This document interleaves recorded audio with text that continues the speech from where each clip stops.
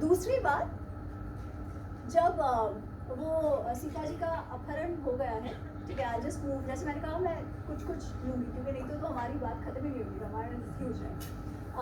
जब वाली उसके पहले जब सुग्रीव और श्री राम इनकी मैत्री होती है, अच्छा वो इंसिडेंस इटसेल्फ इज बहुत ही सुंदर है कि कैसे हनुमान जी आते हैं, उनको टेस्ट करते हैं और फिर वो मैत्री होती है, ठीक है। वो तो उसमें मैं नहीं जा रही, आई वुड रिकमेंड कि आप लोग महाभारत अनरावल पढ़िए, रामायण अनरावल पढ़िए, उसमें ये सारा डिटेल में है।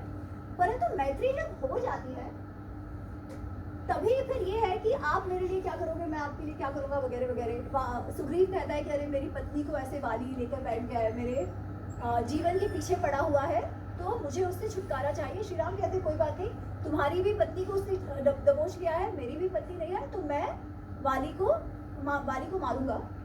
और सुग्रीव कहता है हाँ मैं सीता जी को आपको ढूंढने में मदद करूंगा। तो ऑन दिस बेसिस, एंड दोनों के ही, क्योंकि दोनों ही दुखी हैं, इस बेसिस पे उनकी मित्रता सबसे पहले तो हुई, ठीक है।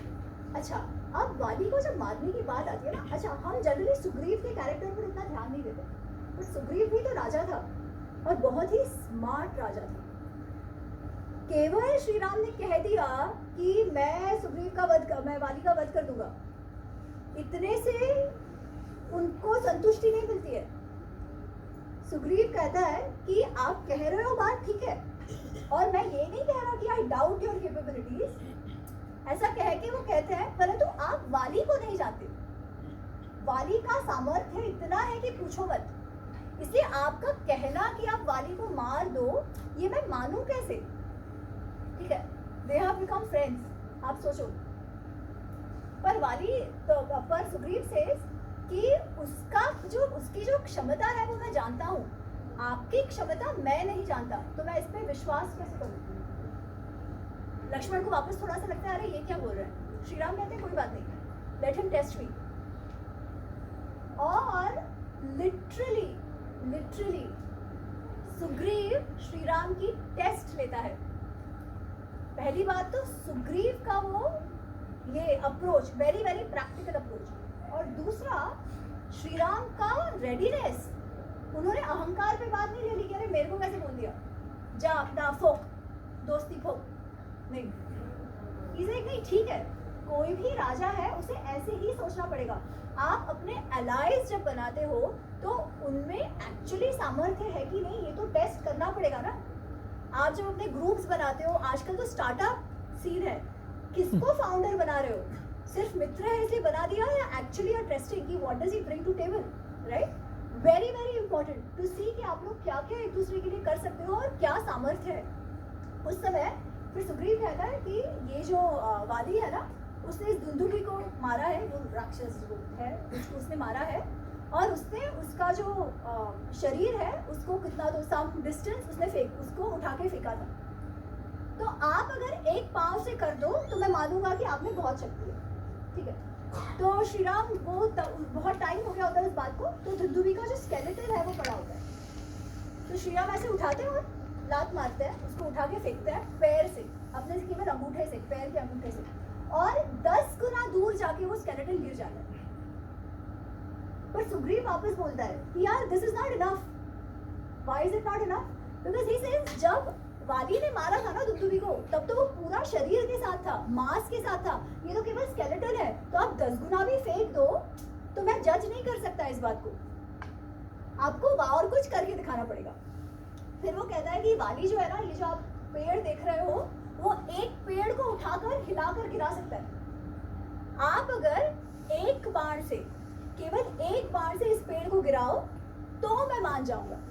अच्छा, एक बाण से पेड़ को गिराना, do you understand how strong that momentum would be? एक बाण से पेड़ को गिरा देना मतलब कितना फोर्स, क्या स्पीड, क्या मोमेंटम उस बाण का होगा जब वो हो सकता है। श्री राम कहते हैं ठीक है, वो एक बाण छोड़ते हैं और 7 पेड़ों को गिरा देते हैं, 7। अच्छा, उसका रेजिस्टेंस हुआ है, एक पेड़ से घुसता है तब रेजिस्टेंस हुआ है ना, तो ओवरकमिंग दैट रेजिस्टेंस वो बाण 7 पेड़ों को तोड़कर गया है। You see that man skill. This is the other thing. हम जनरली रामायण में श्री राम को जब देखते हैं तो हमको अरुण गोविल जी का चित्र दिखता है ना, और हम श्री राम को वॉरियर क्षत्रिय के तौर पर नहीं देखते अधिकतर। पर गीता में जो श्लोक है विभूति योग में, उसमें है रामः शस्त्रभृतामहम्, जो वॉरियर्स हैं, जो शस्त्र लेके खड़े हैं, उसमें मैं राम हूँ। कृष्ण एक्सीलेंस की बात कर रहे हैं, उत्कृष्टता की, परफेक्शन की, the best of the best. उसमें वो कहते हैं कि जो शस्त्र लेके जो वॉरियर्स हैं उसमें मैं राम हूँ। आप समझ सकते हैं राम जी की क्या स्किल रही होगी, क्या सामर्थ्य रहा होगा एज अ वॉरियर। और that is other thing, right? If you want to achieve something in life you need to be best at that. Competence के बिना तो कुछ हो ही नहीं सकता है। हमें हमारे कॉम्पिटेंस को बढ़ाना ही रहा, हमें लाइफ में कुछ भी अचीव करना होगा तो। और ये जो बात है ना, Shri Ram as a warrior, वो जब युद्ध शुरू होता है, एक तो जब वो दंडकारण्य में ही होते हैं, तभी वो खर और दूषणी 14,000 राक्षसों को एक साथ मारते हैं, ठीक है, वो तो है। परंतु उसके बाद जो उनका डिस्क्रिप्शन लंका युद्ध में होता है ना, दैट इज ब्यूटीफुल, मार्वेलस। उसमें जो डिस्क्रिप्शन है वो ऐसा है कि श्री राम अकेले हैं, वो एरोज छोड़े जा रहे हैं, बाण छोड़े जा रहे हैं, और लोगों को समझ ही नहीं आ रहा वो है कहाँ। वो कहते हैं कि श्री राम का, वो सैनिक तो एकदम भ्रमित हो जाते हैं। कोई कहता है अरे वो तो वहां से छोड़ रहा है, कोई कहता है वो तो वहां से छोड़ रहा है, पर एक साथ हर जगह से बाण आ रहे हैं, हर जगह से। और अगर वो श्री राम को ढूंढने आए तो वो तो दिखते ही, जैसे वो ये होता है ना चक्रावत, वैसे केवल उनके बाण का टोक दिख रहा है और वो उजाला कर रहा है। That is his speed, that is his power, that is Shri Ram, that is the क्षात्र भाव, दैट इज द बाहुबल which we all need to cultivate. केवल बुद्धि बल से नहीं होगा, फिजिकली भी उतना स्ट्रांग होना ही पड़ेगा, स्पेशली हम वैसे प्रोफेशंस में हैं, राइट? तो एज आई सेड, एक तो आप अलाइज जब चूज करते हो तभी क्या आप सही से सोच समझ के प्रैक्टिकली चूज करते हैं। एंड सेकेंड, कोई आपकी टेस्ट ले रहा है, उसको आप अहंकार की बात मत करिए, आप समझिए कि आपने सही पर्सन को चूज किया है। क्योंकि अगर वो इस मामले में इतना प्रैक्टिकल है तो आगे जाके भी he will take practical decision, right?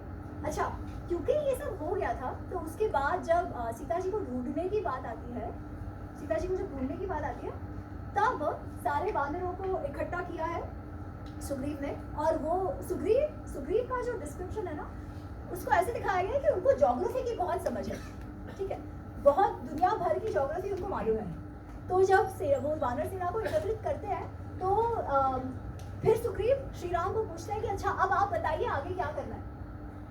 Shri Ram says तुम एक्सपर्ट हो, you decide, I will follow. Again as a leader he knows कि किसमें क्या स्ट्रेंथ है ना। वो ये नहीं कह रहे कि मैं कहूँगा वैसे ही होगा, माइक्रो मैनेज नहीं कर रहे। उन्होंने चेक कर लिया है, उन्होंने टेस्ट कर लिया है सुग्रीव को, एंड नाउ ही सेइंग नहीं, इसमें तुम जानते हो, ये तुम करो आगे। वैसे करके आप उसमें आपके जो एलाय है उसमें आप विश्वास भी प्रदर्शित कर रहे हो ना। So that's the other thing. पर इसमें और एक बात आती है, बिफोर द वानर सेना हैपेंस, जब वाली का वध होता है, वाली का जब वध होता है, and I will come to the Vali वध एज वेल। तो वाली का जब वध होता है और सुग्रीव है, उनको उनकी पत्नी मिल जाती है, उनको उनका राज्य पर वो स्थापित हो जाते हैं उनके सिंहासन पर वापस। तो एकदम से, क्योंकि बहुत इतने वर्ष बहुत सारी कठिनाइयाँ झेली है, तो वो पूरी तरीके से क्या कहते हैं, स्वच्छंद हो जाते हैं, दारू पी के मस्त, रानियों के साथ मस्त। और उनको कहा होता है कि 4 महीने बाद जब वर्षा ऋतु समाप्त हो जाए तब सीता जी को ढूंढने जाना है। ये भाई साहब तो भूल गए, अपना राज्य मिल गया और भूल गए कि सामने उनको भी कुछ प्रॉमिस था वो फुलफिल करना है, ठीक है। तो जब 4 महीनों में सुग्रीव से कुछ नहीं आया तो जनरली हम ये देखते हैं कि श्री राम को तो कभी गुस्सा भी नहीं आता, वो तो हमेशा सिर्फ प्यार से शरणागत वत्सल, केवल इतना ही भाव है। वो लक्ष्मण को कहते हैं बहुत हो गया, ये कृतघ्न हो रहा है, अनग्रेटफुल हो रहा है, इसको सबक सिखाना पड़ेगा। अच्छा, अब ये वो जानते हैं कि वो इंटेंशनली ऐसा नहीं कर रहे, इसलिए पर जब जरूरत पड़े तो आपको हुंकार तो दिखाना ही पड़ेगा, ठीक है। तो वो कहते हैं लक्ष्मण को, तुम जाओ उनके पास और उससे कहो कि ये जो पथ से वाली गया है ना, जैसे हमने वाली को मारा है, नजर संकुचिता पंथा येन वाली हतम गथा, जिससे वाली को मारा है वो पथ अभी बंद नहीं हुआ है। समय तिष्ठ सुग्रीव, समय है, सीधा हो जा, खड़ा हो जा, नहीं तो माँ वाली पथा पथा अनवगा, नहीं तुम ये वाली जिस पथ से गया है उससे मत जाओ, don't force me to send you on that path. ये भी श्री राम है, एक्सट्रीमली प्रैक्टिकल। जैसे राजा को, लीडर को होना चाहिए, जब गुस्सा दिखाना चाहिए तब गुस्सा भी दिखाते हैं। उनके लिए एक शब्द का उपयोग हुआ है, अमोघ क्रोध हर्ष। अमोघ का अर्थ है जो जो करेगा वो कभी असफल नहीं होगा। तो वो जब क्रोध भी करते हैं तो क्रोध हैज अ रीजन, ऐसे नहीं कि जब देखे तो क्रोध आ जाए, वैसे तो एकदम शांत है वो, पर जब क्रोध आता है तो कालाग्नि जैसा आता है और वो फेल नहीं होता, वो जो काम निकलवाना चाहते हैं वो होता है। तो ये वो कहते हैं लक्ष्मण को कि तुम उसको थ्रेड देके आओ, सीधा हो जाएगा, and that happens. Sugriva comes back to his senses, and of course Hanuman ji भी उनको कह रहे होते हैं। So this is the other thing, right? The other aspect of Shri Ram, which we actually rarely talk about.